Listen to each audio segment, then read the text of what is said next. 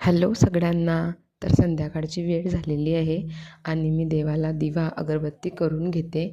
आणि संध्याकाळी ना असं घरात दिवा अगरबत्ती केली ना तर खूप पॉझिटिव्ह फील होत असतं.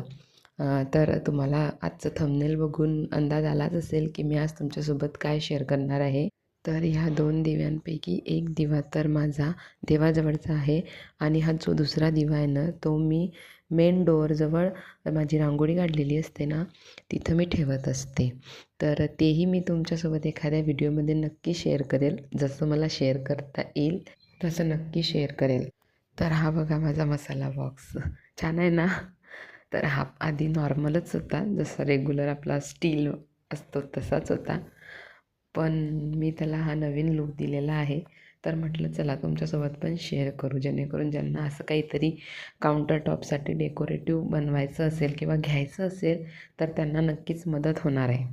आणि हो, याचा व्हिडिओ मी तुम्हाला नाही शेअर करू शकत, कारण हे ना मी यूट्यूब स्टार्ट करायच्या अगोदर मी हे 2 DIY केलेले होते. पुढे जर मी असे काहीतरी DIY केले तर मी तुमच्यासोबत नक्कीच व्हिडिओ आता शेअर करेल.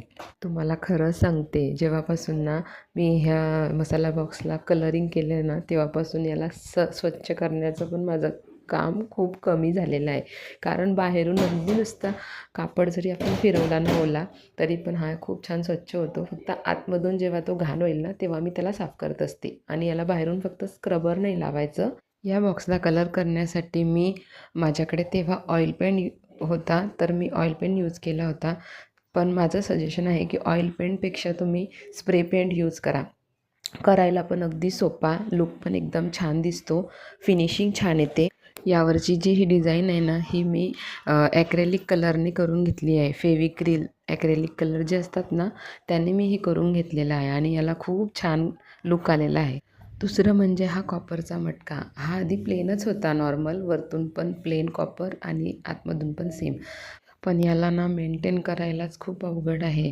कारण किती पण स्वच्छ करून ठेवला ना, रोज जरी स्वच्छ केला ना तरी याला थोडा जरी पाण्याचा संपर्क आला तरी कॉपर हे काळंच पडतं. आणि माझ्या इथे तर मटका ठेवायची जागा पण ही फिल्टरच्या खालीच आहे, त्यामुळे तो काळाच पडायचा. म्हणून मी त्यावर हे सोल्युशन काढलेलं आहे.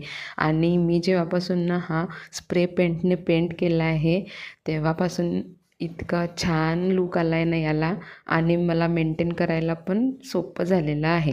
यावरची ही डिझाईन मी ॲक्रेलिक फेविक्रिल कलरने केलेली आहे. कलर केल्यानंतर याला मस्त 4 ते 5 दिवस छान सुकू द्या, म्हणजे कुठल्याही वॉर्निशची याला गरज पडत नाही. आणि आज मला बनवायचं आहे संध्याकाळी ठेचा आणि कणण्याची भाकर.